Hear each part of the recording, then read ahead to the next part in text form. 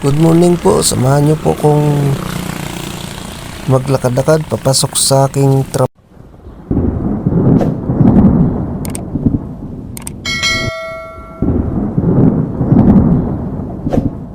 trabaho.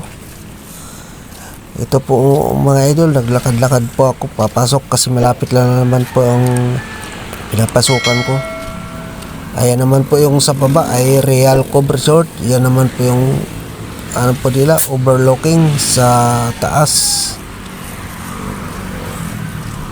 Ayan naman po ang Villas Sampaguita Resort na makita po dito yung overlooking. Tapos sa baba naman po ay napagitnaan ng dalawang resort ay Bulaluan at ito naman po ay Sigsag Road, Antipolo. Natawag po nilang Bitukang Manok kasi ang karsada po dito ay paikot-ikot, parang bituka ng manok. Ayan po ang Real Cove Resort. Ayan. Yan naman po ang overlooking ng Villas Sampaguita Resort. Natatanaw po dito, nakikita ko pag nandito ka.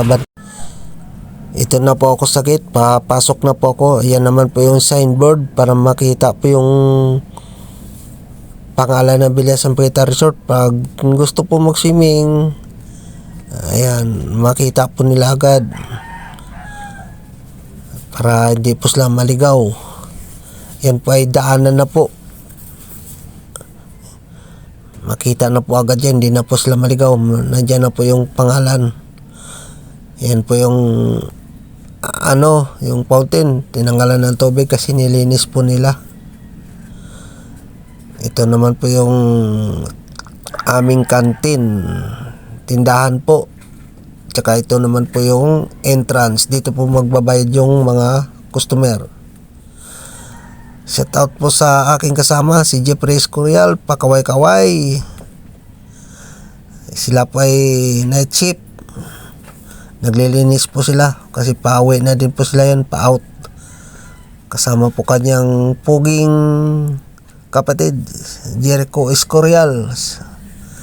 Shout out sa inyo. Tsaka ito naman po yung playground na I Love Villas Sampaguita Resort. Picture taking.